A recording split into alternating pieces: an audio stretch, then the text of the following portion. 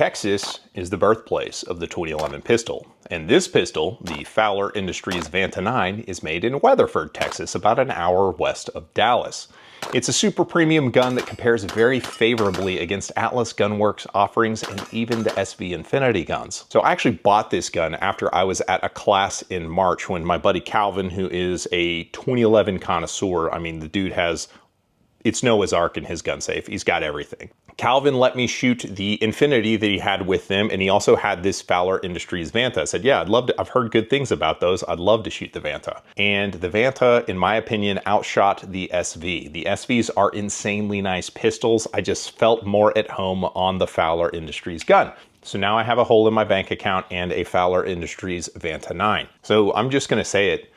The Fowler Industries Vanta 9 is my favorite 2011 that I've tried. I've tried a bunch of different 2011s. If you follow the channel, you know that. Speaking of, about 70% of you guys aren't subscribed. If you want more gun review, gun content, 2011 stuff, consider subscribing to the channel.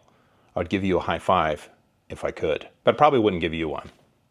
Maybe, we'll see. So real quickly talking you through what's going on with this gun. This is set up as a government model. It has a 5-inch bull barrel that is fluted and weight relieved. And that's similar to what you see on like the Kimber 2K11. There are some guns that have this fluting on the barrel and it honestly shoots great, so you can't really tell the difference. The grip is aluminum and this is their Valentine grip. It is their moderate texture grip and it's honestly pretty good. It's kind of a Goldilocks thing. Like, I like to lie to myself and tell myself, like, I want a gun that I could potentially carry so the texture can't tear me up in an inside the waistband holster. And I'll probably never carry this gun in an inside the waistband holster, but you know, I do have that option should I change my mind. The fitment on the gun, and that is slide to frame. Like, there is, listen to this, there's 0 rock on it, and this gun has well into the 4-figure round counts. I don't even know what it is. I've shot it a bunch, but it hasn't really opened up on the slide to frame. The barrel fitment is similarly excellent. There is 0 deflection at the muzzle or on the hood of the barrel. Accuracy out of the gun at my fancy indoor gun club with my fancy pistol rest was very good. Now I don't have I get the best groupings from a 20 MOA circle with a 2 MOA dot like the Holosun 507 comp. I don't have one of those on this pistol. This is just a, I don't even know what MOA dot this is, but it's an enclosed emitter optic from Cyelee, the Wolf EDG or whatever it's called. But one thing that's not holding me back is the trigger. The trigger setup is basically perfect with almost no take up and then almost no over travel on the backside. I'm not going to tell you the trigger weight, but you're a very clever boy and will likely figure it out. The manual safeties that it comes with are like a carry size where the left paddle is a little bit wider than the right side paddle. I imagine they probably have safeties that work both ways, but the safety profile is such that you can get very, very high on the grip without your support hand getting onto the safeties. It's a very nice set of safeties, and as you can imagine, the snick as you sweep them up and down is very, very satisfying. It's like an adult fidget spinner. It's great. And it does one thing that a lot of aluminum gripped guns do not do. It doesn't matter how much you spin for it. It will actually rotate your magazines as you put it in. So you can see I'm kind of like twisting the mag, putting it into the grip, and it doesn't bind. It just rotates the magazine and inserts it. I mean, you can go almost, okay, so that's probably, so that's about 60 degrees of rotation. It won't work. But you get to about, that's about 45 degrees. At about 45 degrees, it will still get the magazine into the chute, which is a very good grip design, and a lot of aluminum or steel 2011 grips do not do that. Another thing that is kind of remarkable about the gun is the balance of the gun. While it is a 5-inch government gun, you can see if I take my hand off it, it balances very well. It has a very neutral balance. And that's partly because the barrel is fluted, as we said, the guide rod is also fluted, and they, you know, cut a lot of metal out of the dust cover at the front of the gun. If you watch a lot of high-speed video of guns recoiling, you know that the slide opens and then it bottoms out, the gun lifts, and then the slide starts to come forward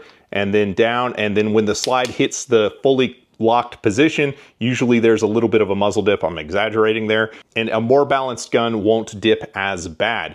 So for a 5-inch gun, which are traditionally very muzzle heavy, this is actually incredibly well balanced. I was so inspired by the gun and liked it so much, I took it to an indoor IDPA match and shot it in competition there, and the gun performed brilliantly. As I mentioned, I have no idea what the round count is. I was shooting my Buffalo Creek 115 range loads, which they're a big sponsor of the channel, so thank you to them. If you want to check out Buffalo Creek, that might help you. And similarly, if you like to go here, that can help you. Aside from just shooting the match, I tried it with a bunch of different magazines. It does fine with any of the Checkmate style tubes. That's going to be your Atlas, it's going to be Staccato, obviously the Checkmate branded tubes. And these UHC Checkmate magazines, if you're not aware of these are pretty cool. This is what would traditionally be a 17 round magazine tube length. However, it goes up to 19 with a lockback follower. So those work fine in the gun, and you can see that the slide does in fact lock back. So 19 plus 1 on your 2011s, that's kind of cool. Now the mags are a little spendy, so now you know. Some of you guys are like, okay bro, that's just a standard nicely fit 2011. What makes it different? It is the attention to the details that really kind of drives me wild, aside from the excellent fitment of the gun. If you look at the slide work and the intricacy of the textures on the slide, but there's no like billboard. The only place Fowler Industries logo, which is a little FI, shows up is right next to the ejection port right there and at the base of the mainspring housing. Those are the only two places on the gun where it has a subtle logo. Everything else, the design basically speaks for itself. It's got the fine forward serrations, but then it's got some at the very end of the muzzle. The top of the slide is kind of a stylized sort of tri-top sort of profile. It kind of more reminiscent of a traditional 1911 profile, but still weight relieved like you would want to see. I ordered the gun slick top, meaning no iron sights at all. And even the front sight blank cover is machined on. They just couldn't help themselves. They machine everything. Even the texturing on the hammer isn't just like those little lines like you always see. It's those lines plus vertical lines with the hammer. The slide stop couldn't be left alone. Like they've done intricate cutting on the slide stop to make it very stylized, very good carry melt. I mean, the guide rod is fluted. The attention to detail that went into this gun is just completely off the charts, and I would say probably unmatched at this price and over that price. And the fact it's got DLC coating available, which is like the best weapons finish, is fantastic. It's just a really nice pistol. Like this is heirloom quality stuff. And since it's available in both a 5-inch version of the gun and a commander size version of the gun, I mean, it could be, you could carry it if you like carrying around stuff. I mean, some of you guys walk around with $50,000 watches on your wrist. You do whatever you want, but you could potentially carry it. It would make a fine competition gun. They have mag wells that are even bigger for it. I mean, it does anything you need a super nice 2011 style pistol to do. And it needs to be a stupid nice gun because the price tag these sell for is obscene. Now, I got in before they raised the price, about 5 racks. That's what the kids say. You can look it up. They since raised the price to about 5.5 racks. And speaking of kids, this will make you laugh. So I was talking to my kids the other day and we were looking at, I think it was like an animal with a big butt.